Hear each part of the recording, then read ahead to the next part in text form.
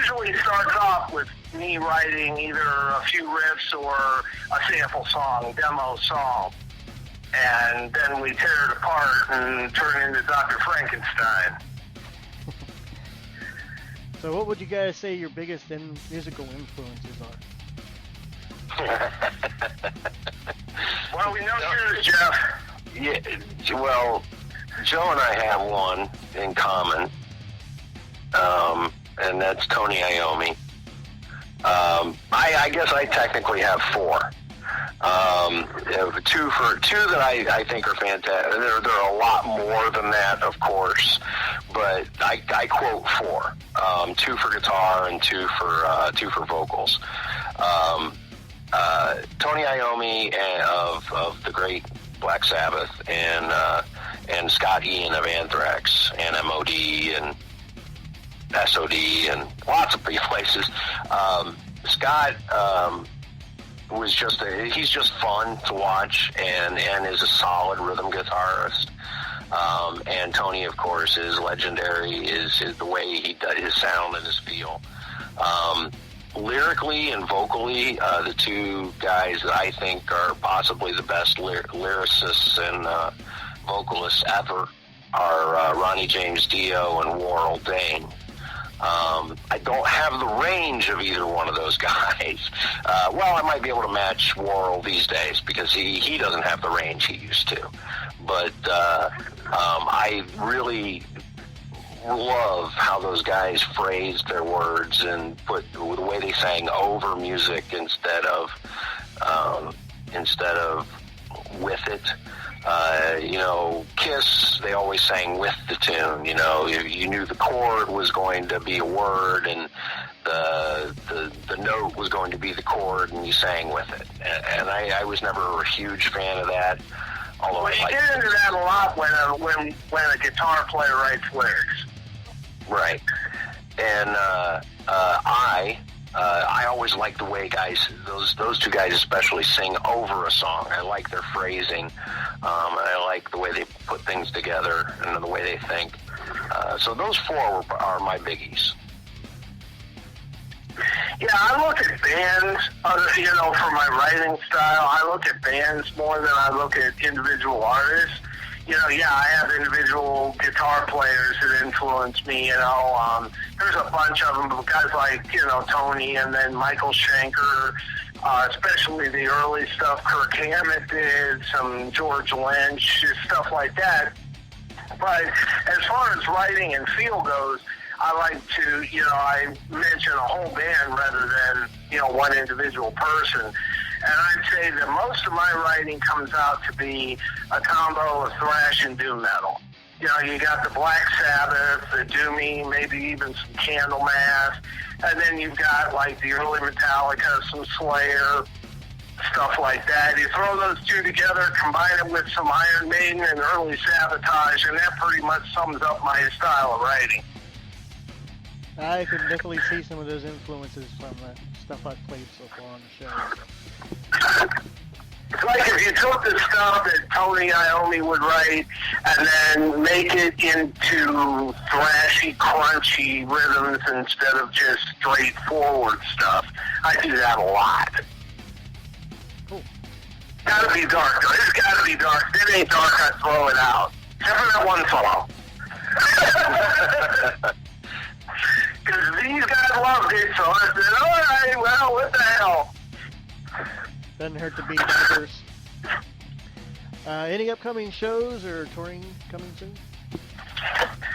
We have something that is coming up with the band that we're not really at liberty to talk about yet because we haven't officially announced it, and we want to do that in a very big way. But we've been waiting to schedule shows until everything was put together with that, and it's very close now. So, we haven't played a show in a while because of that.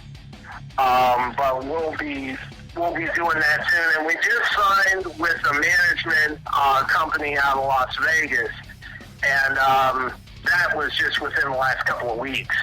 So we're hoping that, the tour possibilities and the bigger show possibilities will be a lot more within our reach now that, you know, we have a professional official representation. Yeah, often one of our big problems has been often bands or promoters and like won't necessarily talk to a band. They think that if you don't have management, that that you're not with it and together. So often they won't even talk to a band if you don't currently have management. And they won't care how much experience you have in the business. I mean, I've been doing this for 25, 30 years, but that doesn't matter. Right. So we're hopefully opening some more doors here with that. Cool. Anything you'd like to say to your fans out there before we wrap this up? You go. I wasn't really prepared for that. You know, the fans of metal are so cool. You know, I just went and hung out at Spring Bash in Wisconsin last weekend and had an absolute blast. You know, they're so welcoming and it's so. And look at you as a friend, you just haven't met yet. Yeah, right. So, you know, anybody out there, you gotta, if you come to a show, come say hi to us. You know, nobody's gonna be like, don't talk to me or anything like that. Come say hi to us, look us up on Facebook, send us messages. You know, we might not get back to you that second, but, you know, we will. I'm always down to talk to fans. I'm a fan myself. I'm as big a goofball about music as anybody out there. So, you know, call us, check us out. Well, not call us. I guess you don't really have our phone number, but send us a message on Facebook. Send us a message on Facebook or stop by our website and send us an email. Say hello. If you catch us at a show, don't feel that you can't come back and to the merch table and sit and talk with us, because that's cool too. Always down with meeting other metal people. It's always a good thing. So, you know, horns up and, you know, stop by our website and say hi. Yeah, that's one of the coolest things about being in a band like Axmaster is that I love meeting new people, and I love getting the opportunity to meet fans from all over the world. I mean, that is one of the most kick-ass things about being in a band like this. I don't get musicians who think or act like that they're better than their fans. I mean, they're missing the point. You know, we're all metal fans are a big family, you know? And there's nobody better than anybody else. And I love talking to people, and I'm honored that people would want my autograph or want pictures taken with me or something. It's not a pain in the butt. To me, it's an honor. You know? Yeah, check out our website at axmasterofficial.com. We're all over the damn internet. You don't have to do much to find us. We're everywhere. I work my ass off to make that happen.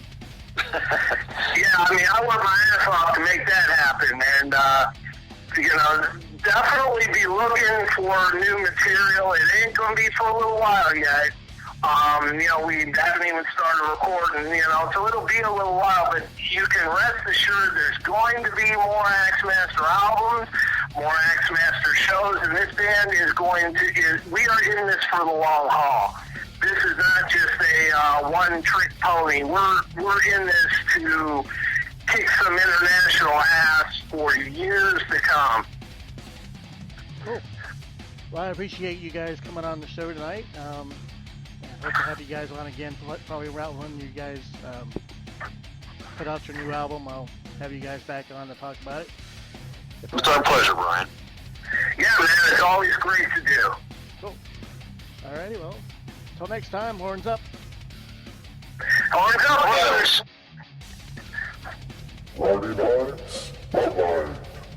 Glad you could stop by.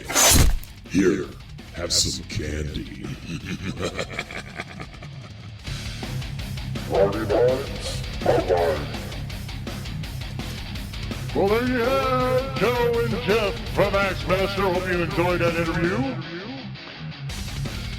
Let's not waste any time. Let's get right into X Masters music. We're going to play a lot of songs with them up next. And first, we have Enter Madness on your Friday nights. Bye-bye.